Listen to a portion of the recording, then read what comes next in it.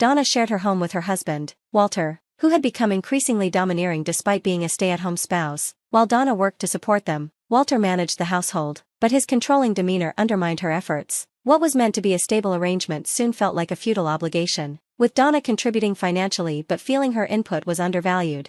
One afternoon, Walter smugly announced that he would invite his parents to live with them, suggesting that Donna could move in with her in-laws without bothering to consult her first. Stunned into silence by his audacity, especially since she was the one who owned the house, Donna felt a breaking point approaching. She had endured Walter's overbearing attitude for too long. He often issued commands as if entitled, like the time he ordered her to fetch him ice cream late at night while he lounged comfortably, oblivious to her exhaustion from work. When she suggested he could get it himself, he laughed dismissively, implying that defying him would have consequences. His behavior was not just irritating, it was utterly draining. Donna felt increasingly disrespected and devalued, questioning how sustainable it was to live with someone who believed his role as the husband gave him superiority. If things didn't change, she couldn't continue this way. Walter needed to understand the impact of his actions, and Donna decided it was time for him to face the consequences of his domineering behavior. In that moment, I realized that managing Walter's demands alongside my already stressful job was pushing my limits. "I'm really tired. I'm sorry. I'm going to rest in my room," I told him. Walter didn't take my response well. He blocked my path, challenging me. "What's with that attitude towards your husband? I could kick you out right now if I wanted to. Do you really think it's okay to upset your spouse like this?" His anger baffled me. How could he act so authoritatively without contributing financially, yet be so easily disturbed by my exhaustion? It felt like dealing with a child throwing a tantrum. "I'm sorry, but I'm exhausted. Please try to understand," I replied, forcing a smile and hoping to disengage. He sighed deeply, muttering, "You're such a disappointment as a wife." I didn't have the energy to argue, so I simply repeated, "I'm sorry," before retreating to my room. Each day, Walter's overbearing nature wore me down, but I lacked the energy to confront him. Then, one day, I caught a severe cold, which the doctor diagnosed as stress-induced. My thoughts immediately turned to Walter's relentless pressure. I was so ill that I couldn't move and took a day off work, lying in bed with a fever. When I told Walter about my condition, he snapped, "A cold? That's just an excuse. Go to work. You're useless." His harsh words only seemed to elevate my fever. He declared, "I won't be taking care of you. This is your mess. Deal with it." I was left alone in my room, moaning from the fever with no one to help, too weak to prepare anything for myself. I dreaded facing Walter again, fearing more verbal abuse. My temperature climbed to 100 degrees Fahrenheit, and the fever was so intense that I was drenched in sweat, unable even to change my soaked clothes. Lying there, I pondered how much easier it might be if I could just drift away. With those grim thoughts, I endured a painful night alone. Perhaps it was the fever talking, but deep down, I knew something had to change. Throughout the night, as the sun disappeared and the stars took over the sky, loneliness and doubt engulfed me. I longed for Walter's support, not to cure my fever, but just to bring me an ice pack or check on me. Sadly, that was just a fantasy. Instead, his words echoed in my mind, cutting deep and stirring new anxieties. I questioned why I was the only one suffering, what I had done wrong, and why things couldn't be smoother between us. Once those thoughts surfaced, the tears flowed freely. The pain became unbearable. After 5 days of rest, my fever finally subsided enough for me to return to work. My colleagues and bosses expressed their concern, asking if I was truly okay to be back. Even though I was still recuperating, I felt compelled to support our household financially and couldn't afford to take more time off. Their genuine concern touched me deeply, a stark contrast to Walter's indifference, and nearly brought me to tears again. At that moment, a voice inside me screamed that I could no longer tolerate Walter's behavior. I was pushing myself too hard, ignoring the signs that this lifestyle was unsustainable. Deep down, I knew I couldn't keep going like this without eventually collapsing under the strain. My feelings for Walter had significantly diminished, yet I lacked the energy to consider separation. Amid these turbulent emotions, I trudged through my days, working hard, returning home exhausted, and catering to Walter's unpredictable demands. This had become my new normal.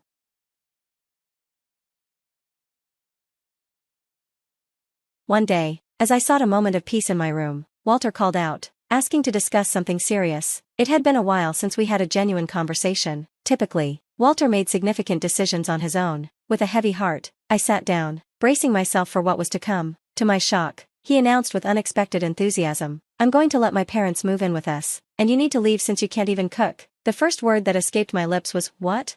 He continued, "You have to go because you'll be living with my in-laws." I was stunned, struggling to grasp the selfishness of his demands. The situation had escalated to a breaking point, and I realized that something had to change. As Walter continued, he revealed his plans to change the ownership of our house, intending to transfer it to his name and his parents'. He bluntly stated his intention to divorce me, insisting his decision was final and that my opinions didn't matter. I felt utterly disregarded. My feelings trampled beneath choices made without my consent. Walter, inflated by his man-of-the-house ego, seemed solely focused on his desires.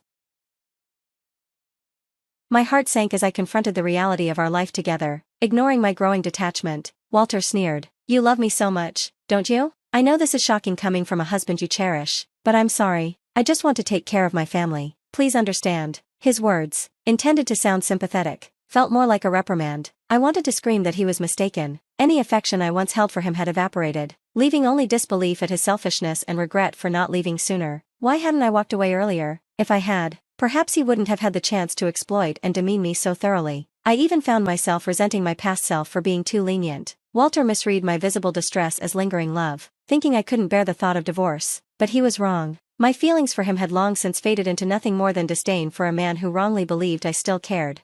Determined to reclaim my life, I replied firmly, "Fine then, I'll leave." Walter gasped, clearly caught off guard by my willingness to accept the divorce and move on. He needed to understand that the old me, the one who always bailed him out, was gone for good. From this moment on, whatever happened to him, he would face it alone because our relationship was over. Seeing my resolve, Walter stood frozen in shock. I seized the moment and headed to my room to pack my essentials. I knew I couldn't take larger items today and would need to arrange for movers later. As I began packing, Walter hurried over, perhaps finally grasping the seriousness of the situation. His voice was laced with uncertainty as he approached me. "Are you sure about this? If we divorce, we'll be strangers." I offered a soft smile and replied, "I've already fallen out of love with you. Letting go feels like a weight lifted off my shoulders." Walter stood there, looking bewildered and lost. I nodded, thanked him for the years we shared, and walked out of the house. His worried expression lingered in my mind as I made my way back to my parents' home. When I explained everything to them, they initially reacted with anger at Walter's behavior but soon calmed down. Reassured by my resolve and the plan I had in place, I began to recover at my parents' house, taking the first steps toward initiating the divorce proceedings. After sending the divorce papers, Walter messaged me, "Are you sure about this? I don't know if it's really a good thing, but I don't have any feelings for you anymore. If we've gone this far, there's no turning back." His message ended with a request to expedite the divorce. "I feel so much better now that you're gone, so please fill out the divorce papers quickly." I replied but received no response. A few days later, I received the completed divorce papers from Walter, with his sections already filled out. I promptly finished my part and submitted it to the county office. Just like that, Walter and I were officially divorced. During the proceedings, we divided our assets. Walter insisted on keeping the house, so I transferred ownership to him and chose to move on. The house had never truly felt like home. It was more of a burden. Instead, I sought alimony from Walter, which his parents initially covered since he wasn't working. However, he was now job hunting, likely planning to repay them once he secured employment. But, as often happens, reality didn't align with plans. A month after the divorce was finalized, I had moved out of my parents' home and into a new place, relishing a more peaceful life. Then I received a call from Walter. Honestly, it was annoying. I could guess why he was calling, but ignoring him might lead to complications. Knowing I'd have to address it sooner or later for the sake of my future, I answered with a firm, "Hello, what do you want?" Fed up, I wanted him to get straight to the point. Reluctantly, I listened as he pleaded, "Please help me." His desperate tone made me chuckle. Walter was clearly in a tough spot, and while part of me felt distant, another part was mildly amused by the irony of his desperation. I hadn't expected things to deteriorate so quickly. "What's going on? You need to tell me everything," I replied, half amused by the situation. I suspected why Walter might be struggling, but I wanted him to lay it all out himself. With a hesitant voice and stumbling over his words, Walter began to explain. He had taken over the house after our divorce and managed it fine for a month. However, he now faced a rent payment he couldn't meet due to his unemployment. Desperate, he had asked my former in-laws, who were on a pension, for help, but the rent was far steeper than anyone anticipated, about $2,500, a sum they couldn't afford on their fixed income. My former in-laws were furious, accusing him of misleading them. "This isn't what we agreed to," they insisted, placing the blame squarely on Walter.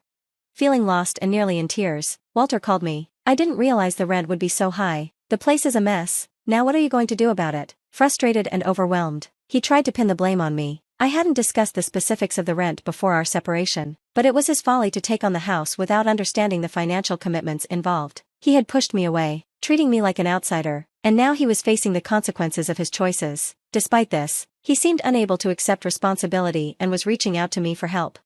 I couldn't help but sigh at his audacity. Ignoring the strain in his voice, Walter continued urgently, "Please, I need your help. We can't keep going like this. I need you." His desperation was palpable. The rent due date had likely already passed, and they might be behind on payments. The landlord of that house had a reputation for being temperamental and strict about rent deadlines. I remembered the warnings I had received while still living there: never be late with the rent. If they missed a payment, they would face serious repercussions. Walter, having met the landlord a few times, knew exactly how intimidating they could be. His call felt like a last-ditch effort fueled by sheer desperation.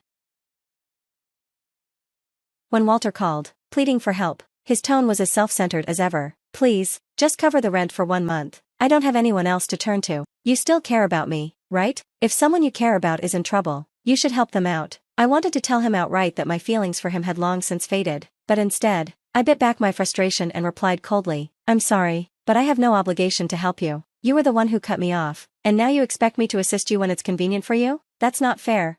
He attempted to defend himself. "Please don't be so cold. I can't handle this alone. Whether you still love me or not doesn't matter now. We were married once, right? Can't you help me just this once?" "No, you left me, and even before that, my feelings for you had already cooled. It's been a long time since I stopped loving you," I stated firmly. Hearing his dejected response, "I can't believe it," hit me harder than I expected. For so long, I had endured his selfishness, his indifference, and the way he took me for granted. Even when I was sick, I had stayed by his side, hoping to salvage our marriage, working tirelessly for the life we had built, only to find this was the outcome. Why hadn't I left sooner when my love faded? Why hadn't I distanced myself earlier? Regrets flooded in, mingling with the anger I felt toward him. Walter had never truly faced me, never showed real concern, and never embraced the idea of navigating life as a team. All this time, he had treated me like a maid or a money-making machine, oblivious to my suffering. And now, despite all of this being a result of his choices, he came to me, pleading for help as if he were the victim. His self-centeredness was infuriating. "Please help me, I'm begging you. What about getting married again? Let's start over properly this time. I promise I'll never push you away again," Walter proposed desperately. I felt a mix of incredulity and annoyance. How could he think a simple plea for help could erase the years of neglect and misunderstanding? His desperation was evident, but so was my decision to not fall back into the same toxic pattern. I had moved on, and it was time for him to do the same. I couldn't help but chuckle bitterly at his suggestion. "Are you kidding me? All of this is the result of your actions. I've been trying to find peace for a long time. I kept hoping you would face reality, and now you want me to start over with you, pretending none of it ever happened? Do you expect me to return to those miserable days? That's never going to happen." I was resolute. I would not return to that life. Emotions overwhelmed me, and tears began to flow, though I couldn't tell if they were from anger or sadness. Walter remained silent on the other end, unable to respond to my words, unable to continue the conversation. I simply said goodbye and hung up. He didn't call back, and to ensure I wouldn't hear his voice again, I blocked his number.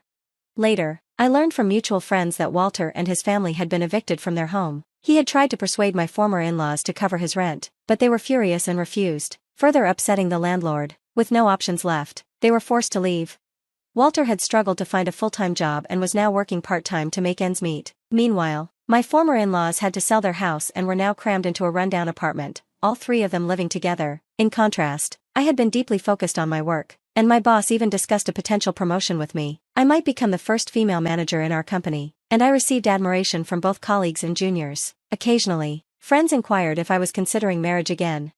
To be honest, my past experiences left me with a rather negative view of marriage. The idea of dating or marrying again didn't appeal to me at the moment, but life is long, and there's no rush. Many people in this generation live fulfilling lives without marriage. What matters most to me is living without regrets and staying true to myself. With that in mind, I want to continue navigating life at my own pace, embracing whatever comes my way with strength and independence.